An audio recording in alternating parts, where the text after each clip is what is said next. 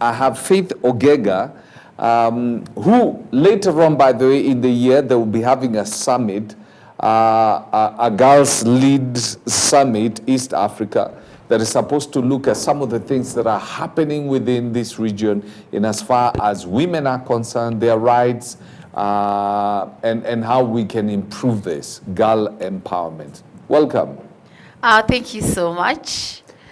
Now, let's start with where the rubber meets the road. How is the state of the woman in Kenya? You know, I've seen there's a lot of reported cases of, you know, GBVs, femicide, and at times you're tempted to ask, is it an increase in the number of cases being reported, or is it an increase in the number of incidents?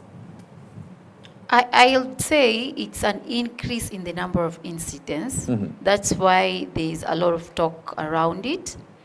But when you look at it, I feel like the issues have been kind of neglected in terms of tackling them and trying to find solutions. So it's more of, when do ulijitakia? Why did you put yourself in that situation? Mm-hmm. Like, why were you there when it was happening? Mm. Don't you have people around you to tell you that you should nini? Mm. You see a lot of that. It's watering down the impact, the potential solutions that would have come up with to prevent such happening from the next victim.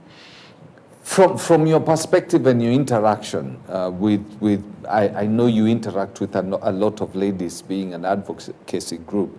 What leads to this? What is leading to these incidents of violence against women? Okay, I would say a lot of issues are diverse. One of them is the boy child has been for so long left uneducated. We are empowering only the girl child, leaving the boy child. So there's need to empower both. As we empower the girl child, you also need to equally empower the boy child. That is one of the reasons. And another reason is speaking up. We need more girls to speak up, because from the interactions I've had with most of the girls is they don't speak up. There are incidences that will never be heard because the girls never spoke up. So there is need for more girls to speak up within the safe spaces.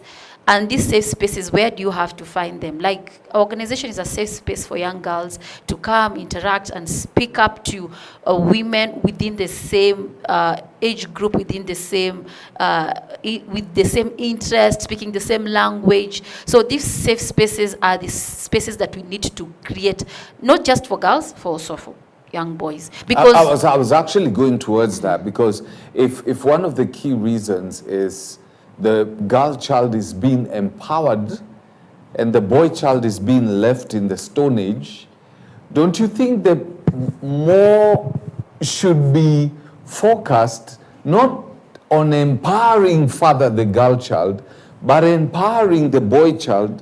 Because an empowered boy child then will see a reduction in what you guys are trying to stop. When I look at it, I think right now we should now redesign rather what we've been saying, empower the girl. Now we need to empower everyone from a young age. Now we need to look at it from the perspective of age. If we start empowering them at a young age, we'll be raising the right individuals within the society we want. We should now stop that thing of girl child, boy child. For me, at this point, it's something that we should just scrap off. Let's empower both of them from a young age.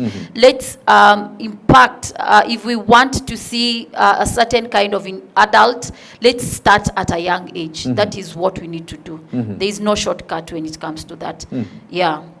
And what is this empowerment thing? You know, for us men, we don't attend the girl empowerment, you know, this initiative. So we don't know whether the girl child is told, you know, these guys are this, chapae ukiweza. What exactly is this empowerment? Because I remember when I was young, there was a Beijing. I think the ladies went to Beijing for this empowerment summit and stuff. And after that, you had a lot of negativity from the women towards men. And men were being vilified as the oppressors and all these we can do without the men kind of campaign. What do you tell these women? No, there's nothing like beat them up. There's nothing like violent. I feel that you have talked a lot of things, Yes. and I have different reactions to each of them.